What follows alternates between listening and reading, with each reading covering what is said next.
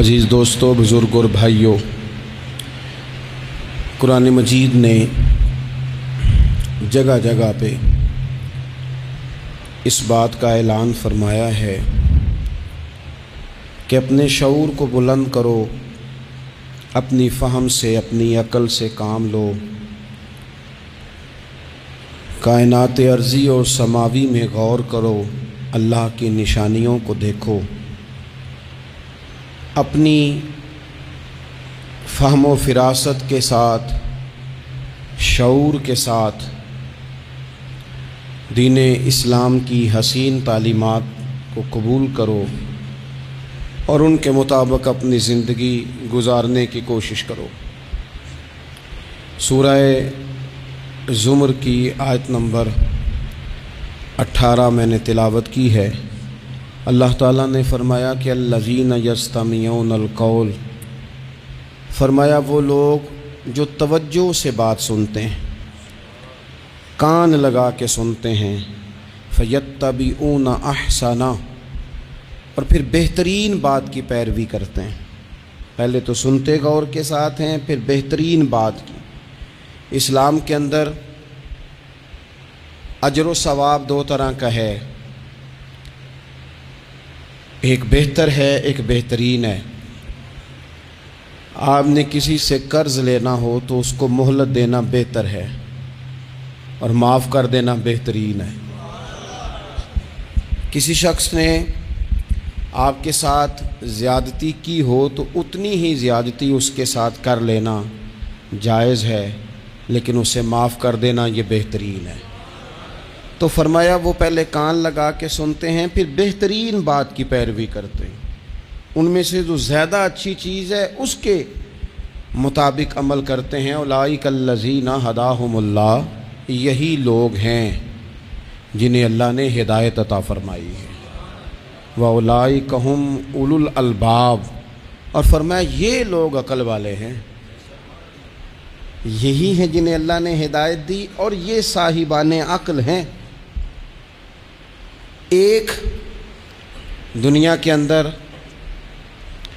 عقل وہ ہے جس کا لوگ بہت زیادہ استعمال کرتے ہیں، تو وہ عقل انہیں بعض اوقات گمراہی کی جانب لے جاتی ہے۔ اس عقل کی بات بھی اقبال نے کہی ہے، فرماتے ہیں کہ عقل عیار ہے، 100 بھیس بنا لیتی ہے۔ اس کے لیے عیار کا لفظ کہا، اور دوسرا پہلو دیکھیے عیار کے مقابلے میں لفظ کیا کہا۔ عقل عیار ہے، 100 بھیس بنا لیتی ہے، عشق بیچارہ۔ عقل عیار اور عشق بیچارہ، دیکھیں اس کے مقابلے میں جو جملہ دیا ہے، جو لفظ دیا ہے، یعنی لفظ عیار آپ جب بولتے ہیں عیار بڑا چلاک ہے، بڑا یار ہے، بڑا مکار ہے، تو زاویہ کیا بنتا ہے؟ اور جب آپ بیچارہ بولتے ہیں تو وہ بیچارہ۔ اب زاویہ دیکھیے کیا کھینچا، کہنے لگے عقل عیار ہے، 100 بھیس بنا لیتی ہے، عشق بیچارہ، نہ ملا ہے، نہ زاہد، نہ حکیم، یہ کچھ بھی نہیں، یہ بیچارہ کچھ بھی نہیں، بیچارہ جو ہوا۔ تو عقل کی طرف تو قرآن و سنت نے توجہ دلائی ہے، لیکن عقل سے مراد ہے فہم ہو، فراست ہو، حلم ہو، بردباری ہو، عاجزی ہو، غور فکر کرنے کا مزاج ہو، کسی چیز کو پورے شعور کے ساتھ بندہ قبول کرے۔ آج کل جن چیزوں کو لوگ عقل سمجھتے ہیں نا، وہ عقل نہیں ہے، وہ چالاکی ہے۔ آج کل لوگ عقل مند نہیں ہیں، چالاک ہیں۔ چالاکی اور چیز کا نام ہے، تیز تراری اور چیز کا نام ہے، عقل مند ہونا اور چیز کا نام ہے۔ یہ جو شطرنج کے ہیر پھیر سے لوگ دنیا چلاتے ہیں، یہ عقل مند نہیں ہوتے، یہ چالاک ہوتے ہیں۔ ہمارے ہاں ڈھیر سارے لوگ اپنی زندگی، اپنا گھر، اپنا کاروبار چالاکی سے چلاتے ہیں۔ چالاکیاں لمبی نہیں چلتی، ان کے پول کھل جاتے ہیں۔ تیزیاں لمبی نہیں چلتی، جلدی مکر واضح ہو جاتے ہیں۔ چالاک آدمی کے دوست نہیں ہوتے، آپ کسی کے ساتھ سیاست کے ساتھ زندگی گزار رہے ہیں تو وہ بھی آپ کے ساتھ سیاست ہی کر رہا ہے۔ جب آپ فہم کے ساتھ چلتے ہیں، فراست کے ساتھ، اب عقل کیا ہے؟ نبی پاک صلی اللہ تعالیٰ علیہ وسلم نے فرمایا، کسی نے پوچھا یا رسول اللہ صلی اللہ علیہ وسلم بہترین مومن کون ہوتا ہے؟ تو نبی پاک علیہ الصلوۃ والسلام نے فرمایا جس کا اخلاق زیادہ اچھا ہو۔ تو یا رسول اللہ عقل مند کون ہوتا ہے؟ تو نبی پاک علیہ السلام نے فرمایا عقل مند وہ ہوتا ہے جو موت کو کثرت سے یاد کرے اور اپنی آخرت کی تیاری کرے۔ یہ عقل ہے، یہ شعور ہے۔ لیکن وہ چالاکی کے ساتھ دنیا داری میں بڑا اپنا نام بنا لے، بڑے پیسے جمع کر لے، بڑا جناب گھروندہ تیار کر لے، تو یہ چالاک ہے، عقل مند نہیں۔ فہم والے بنیں، شعور والے بنیں، اپنی زندگی فہم کے ساتھ گزاریں۔ آپ اپنے شعور کی بلندی کی طرف بڑھیں، اپنے بچوں کو تیز نہ کریں، چالاک نہ کریں۔ ایک درویش سے میری ملاقات ہوئی تو وہ بڑے بھولے بھالے تھے، ان کے بچے بھی بھولے بھالے تھے۔ تو میں نے سارے خاندان میں سب بھولے بھالے لوگ دیکھے، تو میں نے ان سے کہا کہ یہ کیا ماجرا ہے؟ تو کہنے لگے ہمارے دادا جی نے دعا کی تھی کہ یا اللہ میرے بچے چالاک نہ ہوں، یہ شاطر نہ ہوں، تیزیاں نہ کرنی آتی، یہ بھولے ہوں، درویش ہوں، سادہ ہوں۔ اولادیں شعور تیز تراک ہو جائیں نا، چالاک شاطر ہو جائیں، تو وہ تو ماں باپ کو بھی روز کوئی نہ کوئی کہانی سناتے ہیں، وہ تو اپنے دائیں بائیں بھی کوئی نہ کوئی نیا قصہ ہی بیان کرتے ہیں۔ عقل مند بنیں، شعور والا انہیں بنائیں، انہیں اچھے برے کی تمیز سکھائیں۔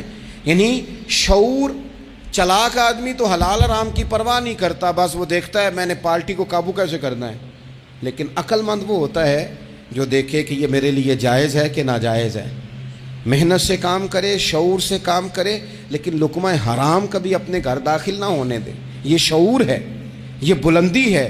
یعنی شعور یہ ہے کہ اسے پتہ چلے کہ یہ حق میرا ہے، یہ میرے بھائی کا ہے، یہ حق میرا ہے، یہ میرے ملازم کا ہے، یہ حق میرا ہے، یہ میرے پڑوسی کا۔ یہ شعور ہے۔ اور چالاکی کیا ہے؟ کہ وہ تیزی دکھائے اور سب کا مال ہڑپ کر کے اپنے گھر لے آئے اور کسی کو پتہ بھی نہ چلنا دے۔ یہ چالاکی ہے۔ چالاک نہ بنے، باشعور بنے، فہم والے بنے۔ میرے نبی پاک صلی اللہ تعالیٰ علیہ وسلم پر اللہ تعالیٰ نے جو قرآن مجید کتاب نازل کی تو 300 کے لگ بھگ آیات قرآن پاک میں ایسی ہیں جن کا زیادہ مطالعہ ہے، وہ زیادہ جمع کر لیں گے۔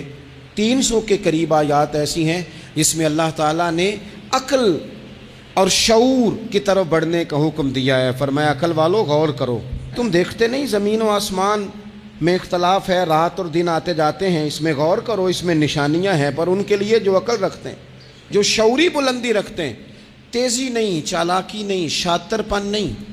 ابو جہل جو تھا نا وہ بیوقوف آدمی نہیں تھا، دور دراز سے لوگ اس کے پاس اپنے مقدمات کا فیصلہ کرانے آتے تھے۔ چالاک آدمی تھا، اتنی زبردست بات کرتا تھا، اتنی اچھی باتیں سناتا تھا کہ لوگ لوٹ پوٹ ہوتے تھے، گھنٹوں بیٹھ کے لوگ اس کی بات سنتے تھے، لیکن شاطر تھا، عقل مند نہیں تھا۔ اگر عقل مند ہوتا تو اسے نظر آ جاتا کہ وہ دیکھو آفتاب نبوت چمک رہا ہے، وہ غلام ہو جاتا رسول پاک کا۔ لیکن وہ چالاک تھا، چالاکیاں کرتا رہا، تیزیاں دکھاتا رہا۔ اس نے اس ترتیب سے اسلام کی مخالفت کی۔ آپ دیکھیں نا، جس رات نبی پاک صلی اللہ علیہ وسلم کو شہید کرنے کا ارادہ ان ظالموں نے کیا ہے تو بڑی پلاننگ کی۔ ہر قبیلے سے ایک ایک بندہ لے کے آؤ، ہر قبیلے سے، اور اس کے ہاتھ میں تلوار تھماؤ۔ جب ہر قبیلے کا بندہ ہوگا تو اگر معاذ اللہ حضور کو شہید کرنے میں کامیاب ہو گئے تو کسی ایک قبیلے پر الزام بھی نہیں آئے گا اور بنو ہاشم کسی ایک قبیلے کا مقابلہ بھی نہیں کر سکیں گے۔ اس چالاکی سے، یہ کبھی لوگوں کی سمجھ میں باتیں نہیں آتی تھی پر چالاک تھے، اس چالاکی سے یہ دین کی مخالفت کرتے تھے، یہ تیزی دکھا کے مخالفت کرتے تھے، اور جناب صدیق اکبر دفاع کی کوششیں کرتے تھے۔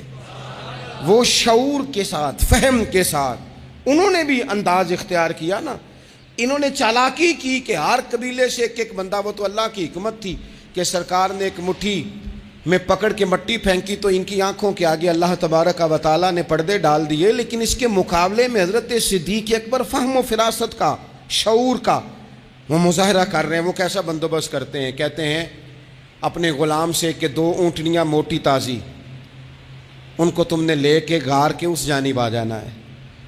اپنے غلام سے کہتے ہیں کہ تم نے ان اونٹنیوں کو وہاں پہنچانا ہے. بیٹے سے کہتے ہیں سارا دن کام کاج کے سلسلے میں ادھر ادھر جانا اور کافروں کی باتیں سن کے پہنچانا کہ نیا منصوبہ کیا بنا رہے ہیں. اپنی بیٹی سے کہتے ہیں پتر کھانا پکا کے، کل کا باسی نہیں تازہ پکا کے، اور پھر اس کو تیار کر کے، اور بیٹا دن کے اجالے میں نہیں رات کے اندھیرے میں آنا. اب یہاں اقبال بولے، اقبال کہنے لگے جب عشق سکھاتا ہے آداب خود آگاہی، عشق بھی ایک عقل دیتا ہے. جب عشق سکھاتا ہے آداب خود آگاہی تو کھلتے ہیں غلاموں پر اسرار شہنشاہی. پھر وہ غلاموں کو بادشاہ بنا دیتا ہے. تو کہا رات کو وہاں کھانا پہنچانا یہ ان کا شعوری فیصلہ ہے. اور رستے میں حضرت صدیق اکبر بھی شعور کا مظاہرہ کرتے ہوئے حضور کو لے کے جا رہے ہیں. انہوں نے بھی پلاننگ کی، منصوبہ بندی کی، پر چالاکی سے حضرت صدیق اکبر بھی اپنا شعور استعمال کر رہے ہیں. رستے میں ایک شخص ملتا ہے جناب صدیق اکبر کو، یہ شعور ہے، یہ فہم ہے، یہ فراست ہے. ایک شخص رستے میں ملتا ہے. عرب کے اندر ایک رواج تھا کہ کبھی کبھی نا کوئی ہادی ساتھ لے لیا جاتا تھا. ہادی اس کو کہتے تھے جو رستہ دکھاتا تھا آگے آگے. وہ کوئی تھوڑا بہت نذرانہ لیتے تھے، رقم لیتے تھے، رستہ دکھاتے تھے. چونکہ رستہ بتانا بڑی دور دور تک آبادی نہیں ہوتی تھی تو پوچھیں گے کس سے اگر بھول گئے تو ایک شخص ساتھ رکھ لیا جاتا تھا. رستے میں ایک شخص ملا جو مدینہ شریف سے جا رہا تھا مکہ مکرمہ. حضرت صدیق اکبر کو وہ جانتا تھا، نبی پاک علیہ السلام کا بظاہر آشنا نہیں تھا. حضرت ابوبکر صدیق سے پوچھتا ہے یہ کون ہے؟ اب حضرت صدیق اکبر کا شعور دیکھو، وہاں شعور اسلام کی مخالفت میں چالاکی استعمال ہو رہی، یہاں شعور دفاعی اسلام میں استعمال ہو رہا ہے. یہ فہم ہے، یہ عقل ہے. حضرت صدیق اکبر رضی اللہ تعالیٰ عنہ فوراً سوچنے لگے، فرمانے لگے اگر حضور کا نام بتا دیا یہ تو جاتے ہی فوراً ان کو بتائے گا کہ میں نے نبی پاک کو جاتے دیکھا ہے. وہ کہنے لگے کون ہے؟ آپ سوچ میں پڑ گئے یہ کون ہے؟ تو حضرت صدیق اکبر نظریں جھکا کے، ہاتھ باندھ کے حضور کی طرف چہرہ موڑ کے کہنے لگے یہ میرے ہادی ہیں، یہ مجھے رستہ دکھاتے ہیں.